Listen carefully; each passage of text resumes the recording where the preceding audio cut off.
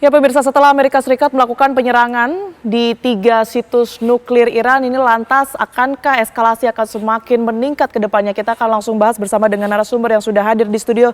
Di sebelah saya sudah ada Pak Teguh Reza Syah yang merupakan pengamat hubungan internasional dari UNPAD. Selamat malam Pak Reza. Selamat malam, salam dari Bandung. Salam dari Bandung, terima kasih sudah hadir di Apa Kabar Indonesia Malam. Kemudian juga di sebelahnya ada Bang Faisal Assegaf yang merupakan pengamat Timur Tengah. Bang Faisal, ya, Assalamualaikum. Waalaikumsalam. Baik, saya mungkin ke Pak Reza terlebih dahulu. Serangan sudah dilakukan oleh Amerika Serikat pada tadi pagi, jam 3 dini hari waktu Jakarta, waktu Indonesia begitu. Anda melihat latar belakang dari penyerangan Amerika ini sebenarnya apa, Pak Reza? Kalau saya menempatkan diri sebagai masyarakat Iran, ini kita banyak perspektif ya. Yang dilakukan adalah setan besar atau Syaitanul Akbar membantu setan kecil, Syaitanul Asghar. Kami menang lawan setan kecil kalau kata masyarakat Iran, tapi kami kalah sementara masih kalah dulu dengan setan besar. Dan memang ini terbukti ini nggak mudah. Ini harus dibuka ini kepada publik ini. Apakah pesawat B-2 siluman itu datangnya dari pangkalan mana dari Amerika Serikat? Dan pasti dia transit dulu di suatu wilayah di Timur Tengah, istilahnya refueling, kemudian juga checking perangkat-perangkat perang, baru dia nyerang kan. Dan juga harus dicek juga dari negara-negara Teluk tersebut, negara Arab tersebut, Timur Tengah tersebut, siapa yang mengizinkan pesawat tersebut lewat dan sebenarnya bisa mengganggu tapi tidak mengganggu. Ini akan menjadi catatan sangat penting bagi Iran. Dan memang terbukti Amerika Serikat menggunakan teknologi yang jauh lebih tinggi daripada teknologi dipakai oleh Israel kemarin. Sebelumnya Israel itu menyerang lewat roket ataupun lewat bom seri seri BLU 109 yang hanya bisa menghancurkan 10 feet saja. Kemudian Israel juga mencoba lewat GBU 28 yang bisa mencapai hanya 220 feet. Tapi ini kali Amerika menggunakan US Bunker Busters dengan kedalaman sampai 60 meter. Itu kalau dibom sekali. Kalau dibom titik yang sama kali kedua itu 60 kali 2. Maka patut dipastikan itu ada hancur-hancuran karena bomnya itu sendiri beratnya 13.600 kilo dan warheadnya itu 2.700 kilo. Dan untuk itu kita dunia masih melihat-lihat yang jelas radiasi itu tidak kelihatan. Kalau tidak ada radiasi artinya itu serangan yang salah. Serangan yang dipaksakan untuk mendukung Israel tanpa referensi yang kuat. Patut dimengerti kenapa Donald Trump berbeda pandangan dengan kepala intelijen Amerika Serikat. Donald Trump mengatakan aku lebih tahu. Ini kan membuka tabir lebih lanjut siapa yang bersama Donald Trump. Karena dengan Elon Musk saja nggak akur. Dengan wakil presiden juga tidak mesra. Jadi kemungkinan besar ini adalah keputusan dibuat sendiri tanpa restu dari Senat. Termasuk keputusan 2 minggu yang seharusnya dilakukan 2 minggu begitu, tapi dilakukan penyerangan tersebut lebih cepat. Amerika ini pure keputusan dari Donald Trump? Tampaknya Donald Trump bersikap sendiri ya, karena sesuai dengan aturan dengan hukum perang yang didesain oleh Sun Tzu dalam bukunya The Art of War, itu memang bikinlah informasi semembingungkan mungkin, yang bikin lawanmu bingung sedemikian rupa sehingga dia mereka-reka dan dia kehilangan energi dan dia lengah dan kita diserang pada saat itu. Jadi tampaknya Iran sedang hitung-hitung apakah pemboman ini daya rusaknya seperti apa. Karena ada indikator misalnya tunnel entrance, itu apakah hancur, kemudian electrical substation hancur, kemudian fuel enrichment apakah hancur, kemudian underground enrichment program hancur. Jadi Iran masih menghitung-hitung sedahsyat apa sih serangan Amerika Serikat tersebut, dan tentunya kan menyangkut ego pimpinan Iran. Siapa kita punya ego kok. Apakah dia merasa perlu dibalas atau enggak? Tampaknya juga Amerika Serikat dan Israel bingung apakah Iran akan melakukan pembalasan. Untuk di hari... Tapi itu sudah masuk perhitungan pastinya ya. Ketika Iran dengan kita ketahui kekuatan militernya yang juga tidak bisa diragukan begitu, ini nantinya akan membalas Amerika, ini juga akan dipertimbangkan oleh Amerika? CIA punya kalkulasi, punya skenario. Tapi yang tidak mereka ketahui adalah bagaimana konstruksi berpikir pemimpin Iran, yakni Ali Khamenei dan Presiden Pezeshkian. Itu mereka tidak tahu. Dan saya pikir pimpinan Iran itu bukan pimpinan yang terpilih sembarangan kan. Mereka punya kaliber tinggi, intellectual quotient, spiritual quotient, emotional quotient, leadership quotient, managerial quotient. Ini adalah benar-benar pemimpin yang sangat terpilih. Saya bergeser ke Bang Faisal. Bang Faisal, seberapa besar Anda melihat adanya kemungkinan ya perang terbuka antara Iran dengan koalisi Amerika Serikat dan juga Israel ini? Ya, sebelum sampai ke situ saya ingin menegaskan dulu bahwa Amerika melakukan kesalahan untuk kedua kalinya. Sebelumnya mereka berbohong ketika menumbangkan rezim Saddam Hussein pada 2003 itu dengan alasan punya senjata pemusnah massal. Nah sekarang Amerika berbohong lagi kepada dunia bahwa Iran sedang sedang membuat senjata nuklir. Padahal kita tahu tim inspeksi dari Badan Tenaga Atom Internasional IAEA sudah menyatakan belum ada bukti. Bahkan Direktur Komunitas Intelijen Nasionalnya Amerika seperti disebutkan Pak Reza tadi, tidak ada bukti Iran punya bom nuklir. Artinya kan Amerika kembali berbohong, khususnya ini Presiden Donald Trump berbohong kepada dunia bahwa Iran sedang mengembangkan senjata nuklir sebagai ancaman bagi kedamaian dunia. Terus apakah Iran nanti akan membalas? Sebenarnya Iran punya 4 pilihan. Satu pilihan udah dilakukan, ya ini terus menyerang Israel. Jadi 4 jam setelah serangan terhadap 3 fasilitas nuklir Iran, itu Iran membalas ke Tel Aviv dan Haifa. Itu bahkan mereka untuk pertama kali menggunakan peluru kendali paling mematikannya Iran namanya Khorramshahr 4 atau Khaybar. Nah itu kita lihat Tel Aviv, Haifa juga luluh lantak. Kemudian juga ada pusat pengembangan senjata biologi dan kimia Israel itu di daerah Nosazei, saya lupa namanya, itu sekitar 20 km dari Tel Aviv hancur. Kemudian juga fasilitas nuklir Sorek punyanya Israel juga dihantam oleh peluru kendali Iran.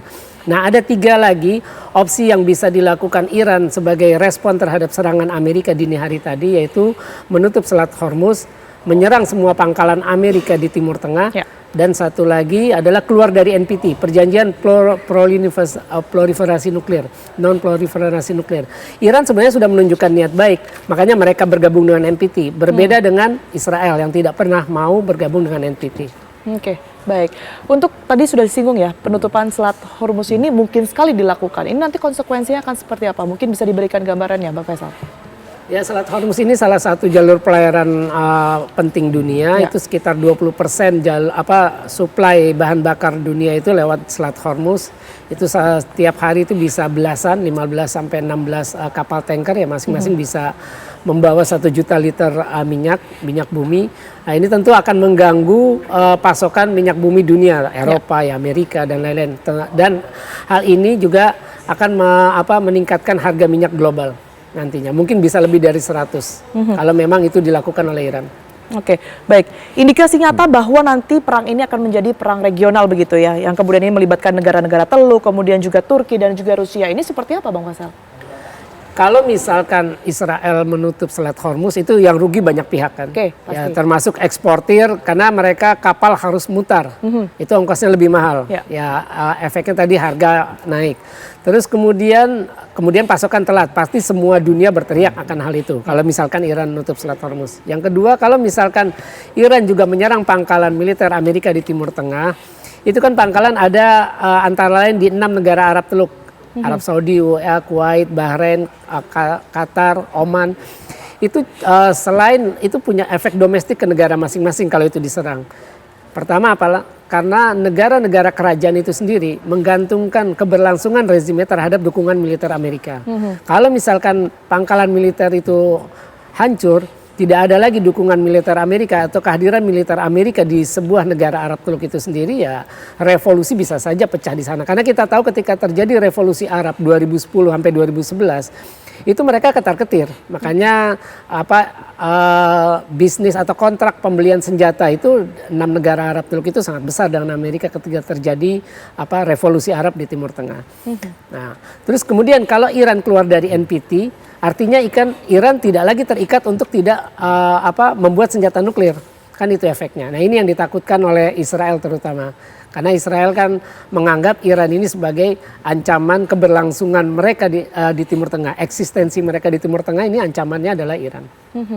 Bang Faisal mungkin boleh dijabarkan kembali ya, kalaupun nanti Iran ini akan melakukan serangan balasan begitu ya, akan dilakukan sendiri atau melalui proksi-proksinya, misalnya dengan melalui Houthi ataupun juga Hizbullah begitu ya. Ini akan seperti apa? Sebelum sampai situ saya mau menyatakan bahwa informasi lain tuh menyebut bahwa apa yang dilakukan serangan Amerika itu serangan simbolik. Kenapa simbolik? Pertama, Iran sudah mengkonfirmasi tadi seperti disebut Pak Reza, tidak ada kebocoran radioaktif. Kemudian juga Iran menyatakan semua uranium yang diperkaya skala tinggi sudah dipindahkan ke tempat rahasia. Terus kemudian yang rusak, jadi tidak ada kerusakan signifikan di Fordo karena ini fasilitas nuklir yang penting buat Iran, paling penting dari semua fasilitas nuklir. Itu tidak ada yang rusak, kabarnya cuma pintu masuk dan pintu keluar.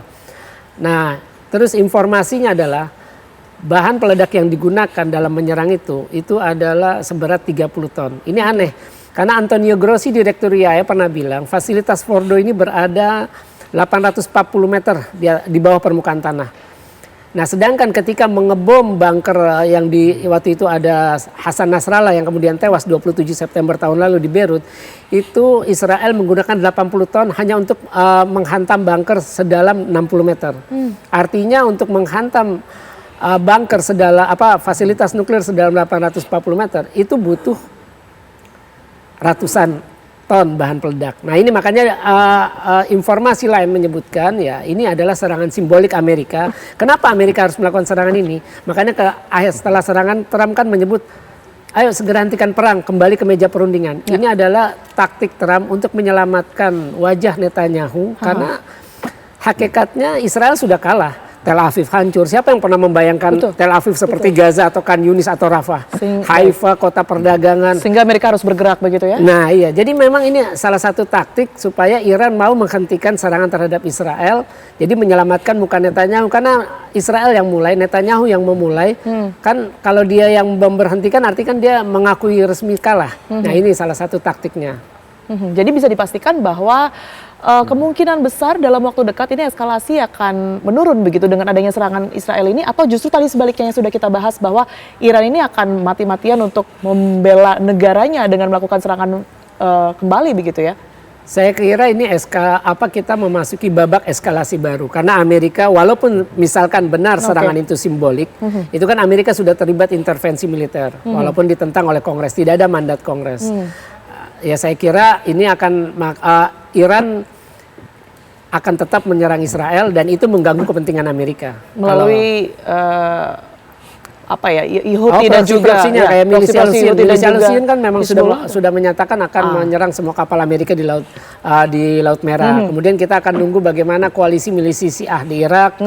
Kemudian juga Hizbullah, cuma Hizbullah lagi terbelit situasi politik domestik di sana, jadi kurang leluasa bergerak. Baik, Amerika Serikat ini kan sudah dipastikan melanggar hukum internasional, kemudian juga piagam PBB begitu ya. Konsekuensi apa yang nantinya akan didapatkan dan juga seperti apa kondisi dunia setelah ini begitu ya. Mungkin saya akan tanyakan nanti, tapi kita jeda terlebih dahulu. Pak Reza, kami akan kembali untuk Anda. Anda kembali di Apa Kabar Indonesia Malam. Pemirsa, sebelum kami lanjutkan dialog ini, informasi Zionis Israel membabi buta menyerang setiap sudut kota Tehran, Iran. Bahkan kendaraan ambulans pun juga kena rudal. Dan berikut pemirsa liputan reporter TV One Said Idrus langsung dari lokasi puing-puing bekas serangan Israel.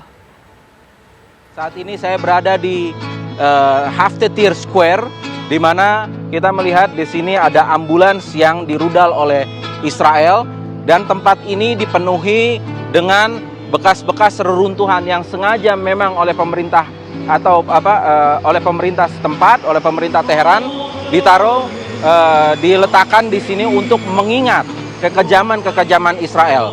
Apa yang diletakkan di sini adalah bekas reruntuhan serangan dari Israel.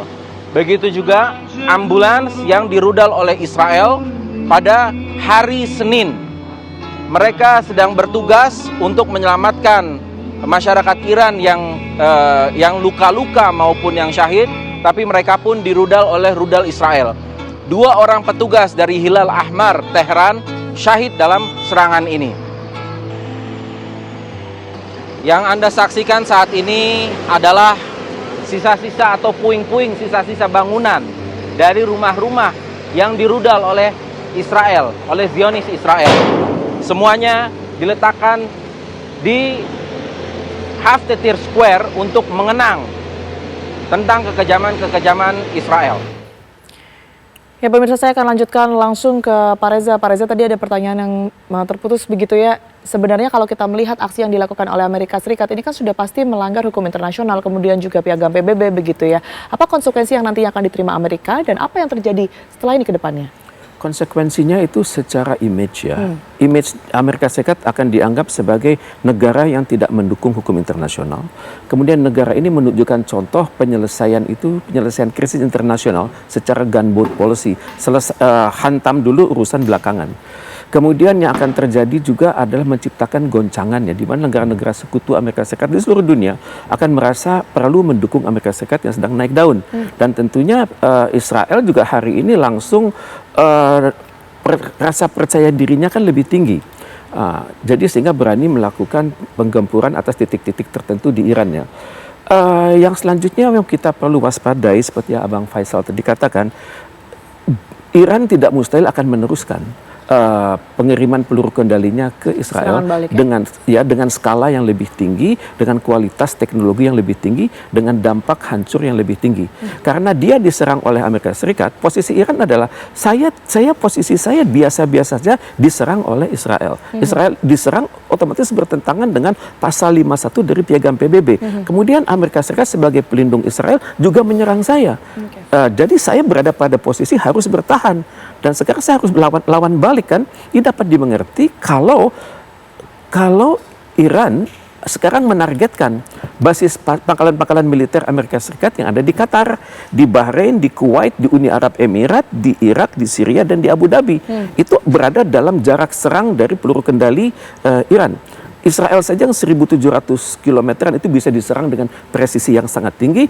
Jadi apalah artinya pangkalan militer di Qatar yang jaraknya 775 km, pangkalan militer Amerika Serikat di Bahrain jaraknya 1.200 km, pangkalan militer Amerika Serikat di Kuwait yang berjarak 1.400 di Irak, di Syria itu di wilayah perbatasan, bahkan di Abu Dhabi jaraknya 1.700 km. Jadi tampaknya lokasi utama yang paling mungkin untuk kemudian dilakukan serangan balik dari Iran begitu ya? Mungkin sekali. Tampaknya Iran sedang memilih-milih ini. Pangkal itu akan diserang apakah lewat Gadar seri F atau seri H, kemudian Shahab seri 3, ataupun Khalil Fars, ataupun Zohair, seperti apa. Yang jelas ini tentara-tentara Amerika Serikat yang sedang ada di wilayah-wilayah itu stresnya tinggi. Dan otomatis juga masyarakat mereka di dalam negeri, keluarga mereka juga bingung, takut. Mereka dengan kewaspadaan tinggi mengantisipasi serangan-serangan tersebut ya? Ini yang akan mengingatkan saya pada kondisi Perang Vietnam. Di mana Amerika Serikat itu dipaksa untuk mundur atau menurunkan eskalasi karena tekanan dari dalam negeri. Ini yang belum terjadi. Oke, baik. Anda melihat dalam situasi seperti itu, negara-negara besar ini kemana? Antara Tiongkok mungkin, kemudian juga Rusia. Rusia itu ada kekhawatiran kalau serangan ini berdampak nuklir ya. Misalnya kalau Amerika Serikat menyerang Iran dengan kekuatan nuklir. Ini yang kita akan lihat ke depan ya. Karena kalau terjadi nuklir itu kan kepunahan suatu peradaban. Walaupun di suatu region tertentu dunia sudah melihat kan bagaimana dampak dari Nagasaki, Hiroshima dan juga dampak dari Chernobyl. Dunia sudah lihat bukan hanya manusia dan hewan-hewan itu, tumbuh-tumbuhan itu tidak bisa hidup tumbuh lagi, tapi juga wilayah tersebut tidak bisa dihidupi untuk waktu yang lama.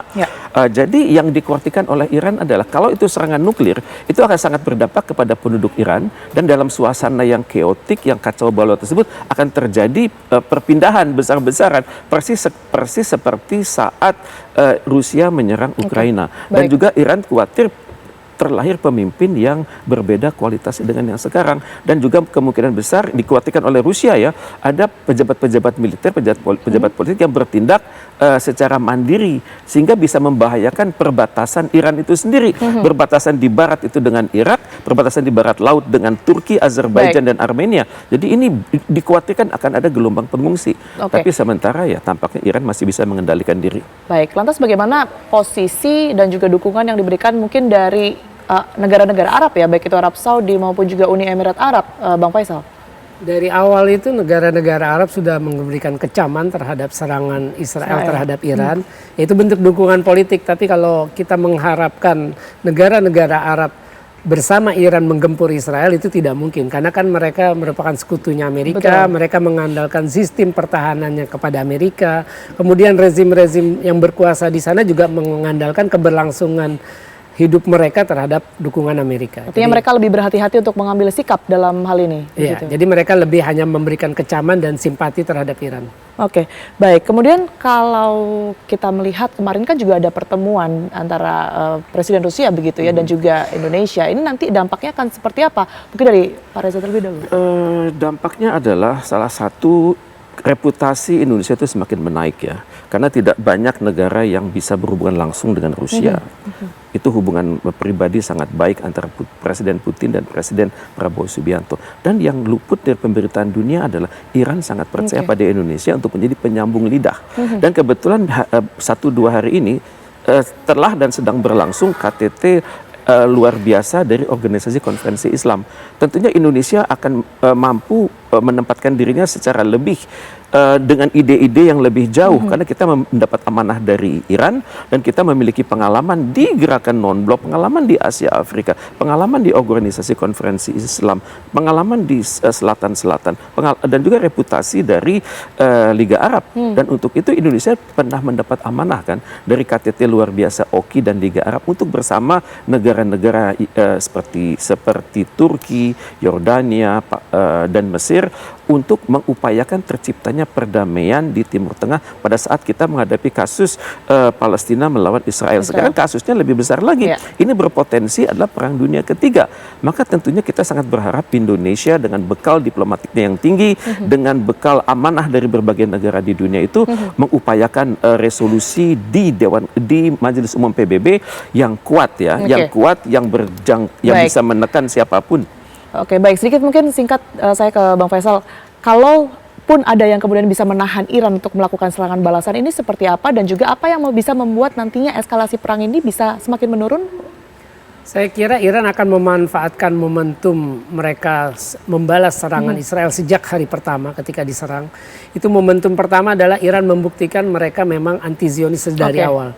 Mereka akan membuktikan kepada proksi-proksi mereka, Hamas, Jihad Islam, Hizbullah, Al-Husayun di Yaman, serta koalisi milisi Syiah, bahwa mereka memang pantas dijadikan patron untuk koalisi anti-Zionis, artinya menghadapi Israel. Yang ketiga, Iran akan memanfaatkan momentum ini untuk menaikkan pamor Iran. Pamor Iran kan udah naik.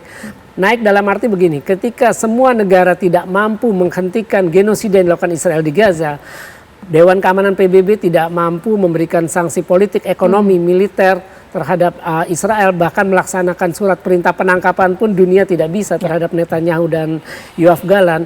Iran memberikan hukuman yang pantas bagi Israel atas kejahatan genosidanya. Sedikit banyak ini memberikan keadilan yang diimpikan oleh bangsa Palestina selama ini, terutama yang di Gaza. Oke, baik. Terima kasih atas semua pandangannya. Tentu kita harapkan ini kedamaian bisa segera diwujudkan begitu ya. Pak Reza terima kasih, kemudian juga Bang Faisal terima kasih, sehat selalu semuanya.